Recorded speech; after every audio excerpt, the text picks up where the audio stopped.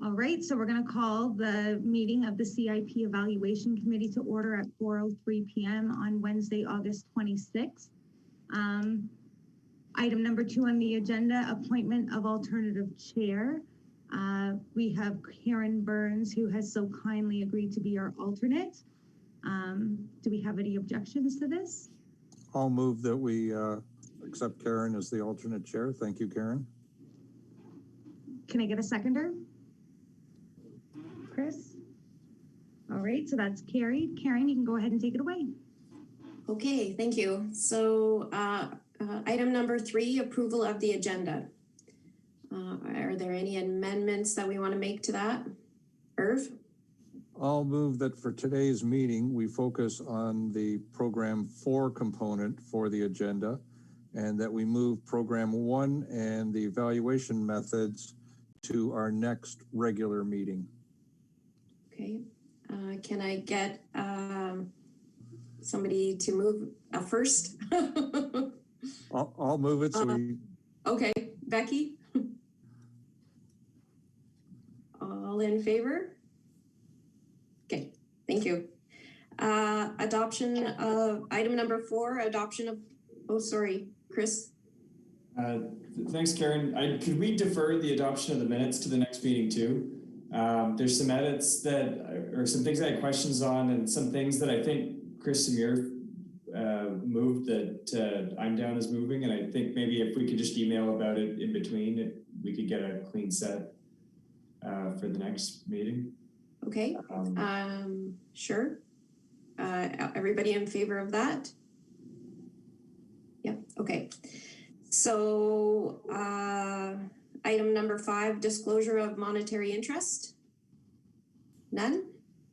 Item number 6, project updates. We have none identified. Item number 7, priority issues. So today we're just focusing on Beckwith Street North Hotel Rideau program number 4 application. Mary, do you want to give us your overview of that? All right, so just for any viewers watching, I'm going to ask IT to put up the PowerPoint that Ken provided with all the photos while I'm speaking, if you don't mind. You can go ahead whenever you're ready, Dave.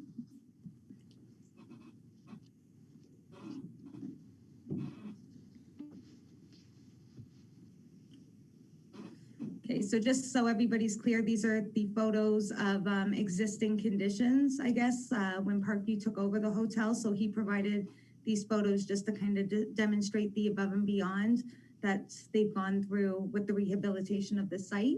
So what we're reviewing tonight is an application for 20 Beckwith Street North. This is known as the Rideau Hotel, and the application is for program 4, the tax increment grant under the CIP.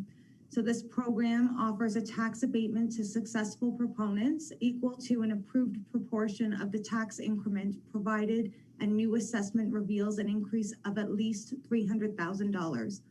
Program 4 provides a maximum funding amount which differs from residential to non-residential components. So assessment increases for non-residential components are eligible for up to 80% rebate of the tax increment, where assessment increases for multi-residential components are eligible for up to 100% of the tax increment. Funding duration may also be determined one of 2 ways. So through a funding period of up to 10 years or through a ceiling value that is equivalent to the maximum rehabilitation costs. Funding would cease when the ceiling amount is reached. So council determined that the application was premature in 2017 as many planning approvals were outstanding that needed to be in place before beginning the project. The site has been now under development since April 2018. The CIP committee reviewed the application in October 2018 and directed for more information on the improvements that were beyond the basics. The proponent has submitted some information in this regard. I do understand he's going to be logging in, so hopefully he will be here to answer any of those questions. So in October 2018, the committee was given points of consideration that is still applicable to this project. So the portico, the funding agreement could tie the abatement into the construction of the portico. The timelines You could consider tying in certain milestones of the construction to form part of the agreement, knowing that some of this construction is already well underway and possibly almost complete. Phasing of the abatement. So the proponents are seeking maximum funding of the rebate for a maximum 10-year period, which would result in the owners being hit with the full tax value in year 11. The committee can consider phasing down the value of the abatement and would have the effect of reducing the abatement. These points of consideration would be supported by the specifics of the program and the CIP as a whole. There is no way to know the actual financial contribution of the municipality until MPAC reassesses the property and establishes its assessable value post-development. So after careful consideration and much discussion between staff and committee members, staff are recommending the CIP committee form a working group consisting of less than 3 committee members to conduct a detailed review of the proposal and formulate recommendation to report back to the committee. Discussion by the committee as a whole at this time is welcome and may assist the working group in the review. Thanks, Mary. Does anybody have any questions for Mary at this time? No? Okay, so can I get a motion from to adopt a subcommittee for review? Chris? I'll second it. Thanks, Irv. So may I ask Everybody- if there's any volunteers to form this subcommittee? Chris? I think Chris Amir is interested, but I was gonna you ask. can confirm. Sorry. Where are you, Becky? Becky? So just a question, for Mary, maybe I should have asked this before, but did you, is it less than, did you say less than 3 or? It has to be more than a 3. Oh, sorry, I did say less than 3. We have to avoid quorum or we will need to be live for those meetings. So it's only two individuals? Well, 3 or less, because Okay. we had 7, so less than half. Chris Bernard? Oh yeah, sorry. Sorry. Do non-voting staff members count towards the 3? I didn't actually look into that. So I mean, Like I'm thinking you or Carl would be. no, like, I mean, last time it would have been you or myself and Carl assisted a little bit with the valuation matrix, so we could have the same format for this one, yes. Okay. Becky, did you have a question? I would volunteer as well, unless that's going to put us over in the numbers. And if, I know I'm also a voting staff member, so if that's, less ideal, if we're gonna already have a non-voting staff, but I would volunteer unless there's other people that are interested. Thanks, Becky. Irv? I was just wondering, with Janet's position with the town, is her participation required in the subcommittee? Or if there's questions by the subcommittee would go to Janet for those answers? Like, how would that work? She doesn't need to form part of the subcommittee to be a resource for the subcommittee. Okay. So do we want to, oh, sorry, Chris, yeah? Thanks, Karen. Sorry, to clarify on that, so would you be a staff resource or would you, like, how does that difference work out? So Becky is not the appointed staff resource. So Carl's the staff resource and I'm the alternative. So we aren't voting members. So we'd have to have 3 or less voting members. Janet, did you have a question? I did. From a financial perspective, and I don't know if this has ever been touched upon, with this program, is it part of the budgeted CIP allotment envelope, if you will? Or is this considered over and above? Because I don't recall ever seeing that stipulated. So that's not actually stipulated in the CIP, but you and I did conduct some outreach to some neighboring municipalities to see what they were doing. And I believe there was one municipality who says that they rebate the taxes right from the tax account, but the other 2 said that this is the allotted amount for the CIP. So it's considered a CIP expenditure. And I Exactly. believe when I had forwarded that information to you, you said that that might be a more comfortable option on your end. That's right. So in essence, it is going to become part of, because it's a grant from CIP. So we have to be careful in what we have left in this year. So this could be a prepaid if we were to approve this. I mean, I know I'm jumping the gun, but right now, for instance, we have 45,000 left in 2020's budget. So now if you're going to approve this program and it's multi-year, that in essence is going to form part of your CIP allotment for the next 10 years, if you will. So there's not going to be anything where they're going to have to budget more for the other programs, for the smaller programs. So that's something to consider when we start looking at this. Thanks, Janet. Chris? Thanks, Karen. My understanding when the last CIP committee looked at this in 2017 was that because it was coming out of, like right now, the property's paying, I think it was around $6,000. And when it gets reassessed, that's going to go from 6 to whatever, whatever the new assessment's based at. And so any tax abatement through this program would be coming out of revenues that don't actually exist right now. So the consensus back then was that this wouldn't be a part of the CIP budget. It'd be a separately managed thing that council would acknowledge when they approve it. And that's how we would keep these kind of smaller $10,000, $20,000 grants separate from a bigger, more extensive project. If I could answer that, unfortunately, I wasn't part of the conversation in 2017. I was in this position in 2017 in an interim basis. That was not ran through the finance department. So I'm not sure who looked at that. We have, as Mary had indicated, we've reached out to other municipalities, and for the most part, I think most work through the program. So that's something that's going to have to be determined.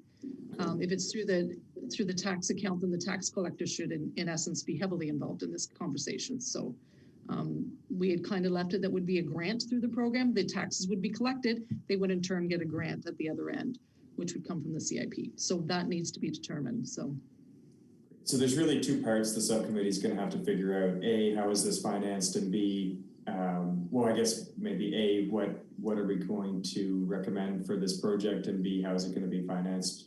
Because it's just so out of the ordinary for our existing structure. Yep. Okay, thank you, Janet. And maybe that's forms, if we go forward with this, it forms part of the report to council and council weighs in on that, right? So. Yeah. So do we want to form the committee tonight, or do we need to figure out whether Janet needs to be part of it and then determine the committee? Chris? So to clarify, the committee can work with Janet as a staff resource, okay, so she can essentially participate through the information that she's going to be sharing and helping get us up to speed, but then it can maybe give some leeway to get more voting members onto the subcommittee. Okay. Yes, so did you could, so she could give you advice from her end and whatnot in her perspective, but yeah, essentially she wouldn't be sitting there conducting the detailed review and formulating recommendations with the subcommittee. Okay. Irv, did you have anything? I think at this point, maybe I just move that we form a subcommittee. We have 3 people, Chris, and Becky, who are interested to pull the information together and then bring it back to us at a later date when they have all the information and research done that they need to do. So maybe I'll just put that on the table. Okay. Mary? Sorry, I thought I heard Irv say Chris, and Becky. Chris Samir was not logged in when we discussed this earlier, so I would just need confirmation if he wants to form part of the subcommittee. Chris? Samir? Yeah, I said that earlier on an email, so yes, that's correct. Okay. Chris McGuire? Yeah, just want to confirm, Irv, you don't want to be on the subcommittee? No, I'm fine staying out of this one. Okay, so we have a motion. Can I have a second? Becky? Thanks. All in favor? Great. So I think Ken is trying to log on here. Ken, Shelley, are you on the call now? He's on mute. Yeah.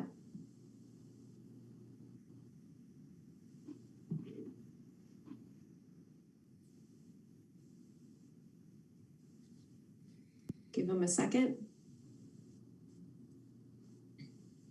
And somewhere on your screen, on your photo, you'll have a mute, unmute. Potentially at the top of your screen. So IT has also noted that they have asked him to unmute Okay, because they have all the controls. thank you.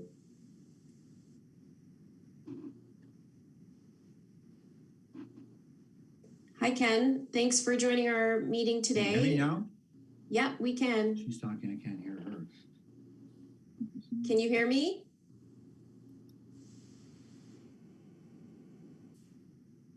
Ken? Yep,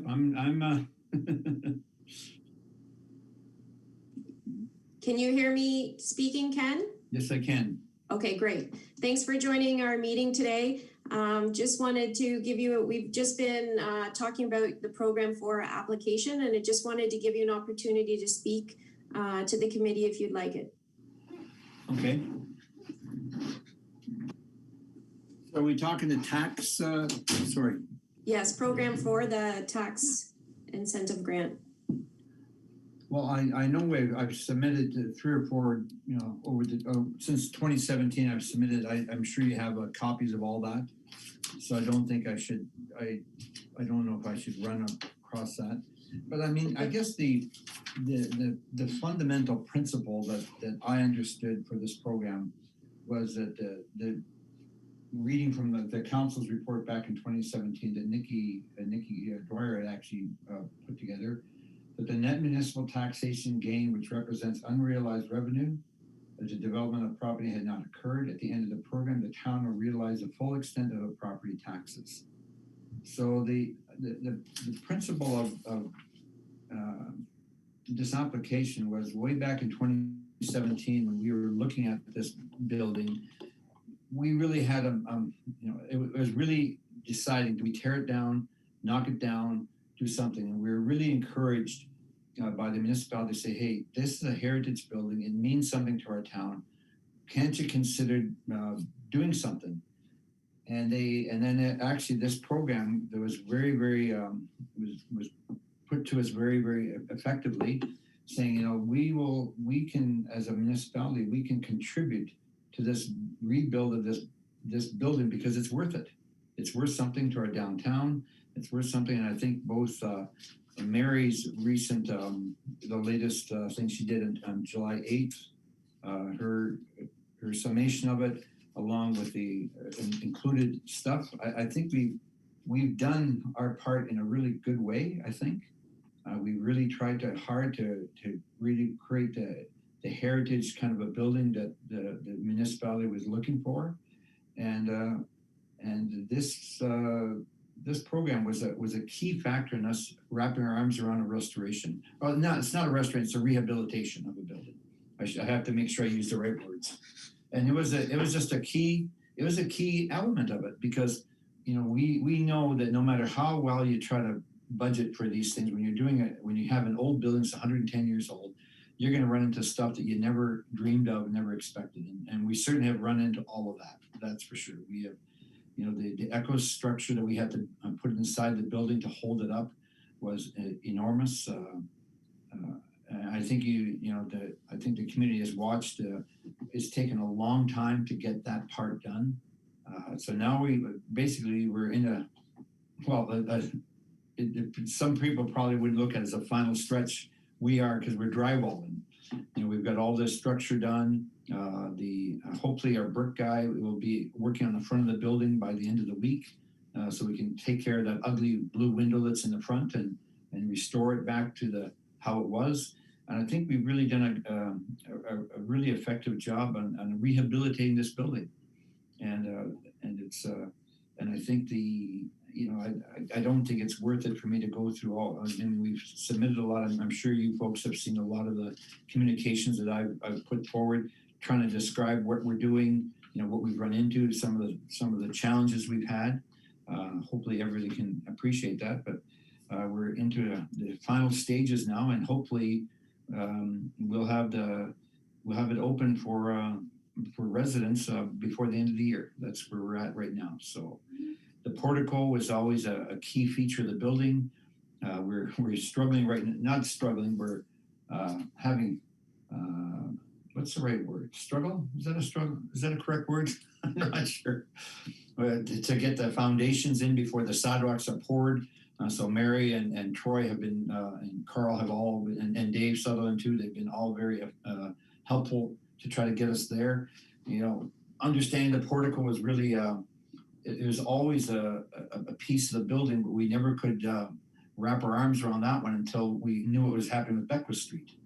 And you certainly had a lot of activity on when the Beckwith Street proposal of redoing the parking happened. So that was a long consternation in the town, and we basically had to just sit tight and wait until all that happened before we could even put any kind of a plan together for the portico. But so it is always a part of the rehabilitation, and I'm really hoping that the committee can understand and appreciate the work that we have gone into this thing. Far more money than we had envisioned. If someone would have told us back in 2017, do you want to invest almost the better part of $6 million in downtown Smith Falls, would have told them you're out of your mind. You'd never do that. But that's really what this building has cost us because of the restoration that it needed. Like I said, I think I had in one of my submissions that really the building could have very easily had a demolition permit issued for it because it was ready to fall down. And I think we've done something good for the community. I think the community. I mean, there's been a lot of. It's funny, you have a lot of people walk by and everybody's got a story about the hotel. We keep telling our guys working like, you can't listen to every story, guys. Because I mean, there's one guy who said, "Hey, I met my wife in this hotel. Now I'm working here." I said, "Are you still married?" He said, "Yeah." I said, "Okay, good. That's a good thing." So, yeah. So we're just respectfully, hopefully that the committee can really see the what we've tried to do here. They can understand that we really have done something that for the community. It's a huge benefit for the community. And it's cost us a lot. It's cost us a lot in time and money and effort. We never planned to be doing this for 3 years, that's for sure. But the way it happened, once you commit to a project, it's extremely difficult to say, let's walk away from it. It's very difficult. It's almost impossible to do that. But I don't know if there's anything more I can say, other than I think that I certainly hope that the committee can, like I said, can realize that we need to have this I mean it's tax abatement. It's not a grant of money. It's realizing the unrealized revenue if this thing had never come to pass. And I mean, we've had to do everything for this building, and this building is going to be there for the next, hopefully 100 years. I mean, we've done a lot of work to make it. The thing was sitting on bedrock, which was really interesting. It's so that as far as the sagging of the building and the alignment, it was very, very clean, especially along the street levels. Across the back was a totally different story because they had developed the back end of the building different than the front end. And so we had a lot of work that had to go into that. And yeah, that's our simple approach on this thing. And we're asking the committee to really to look at this program 4 application. I realize that it hasn't been done before, as far as I understand. We're the first ones that have ever applied for this. I think that's correct, isn't it?